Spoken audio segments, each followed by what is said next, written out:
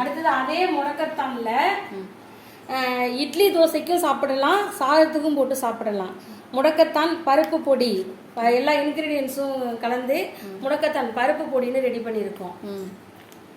அதுக்கப்புறம் பிரண்டை, மூலிகைகளின் வஜ்ரவல்லின்னு சொல்லுவாங்க. இந்த பிரண்டைய இப்படி பொடியா பண்ணி கொடுத்துருக்கோம். பிரண்டைக்கு ஈக்குவலா இன்கிரீடியன்ஸ் எல்லா பருப்பும் போட்டு பிரண்டை, இதுவும் இட்லி தோசைக்கும் சாப்பிடலாம், சாதத்துக்கும் போட்டு நல்லெண்ணெய் சேர்த்து சாப்பிடலாம். இதோட பயன் வந்து கணக்கிலடங்காத பயன். இது எலும்புகளுக்கு அவ்வளவு நல்லது, எலும்புகளுக்கு நரம்புகளுக்கு எல்லாத்துக்கும் ரொம்ப நல்லது பிரண்டை. அடுத்தது எள்ளு சாதப்பொடி. எள்ளோட பெனிஃபிட் எல்லாருக்குமே தெரியும்.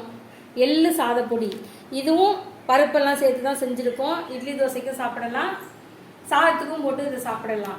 எள்ளு சாதப்பொடி இது மாதிரிலாம் கொடுக்கும்போது குழந்தைங்கலாம் நல்லா விரும்பி சாப்பிடுவாங்க, டேஸ்ட்டாக பண்ணி கொடுத்தோம்னாக்க. அடுத்தது முருங்கைக்கீரை பொடி. முருங்கைக்கீரை வந்து பெரியவங்க மட்டும்தான் சாப்பிட்றாங்க, சின்ன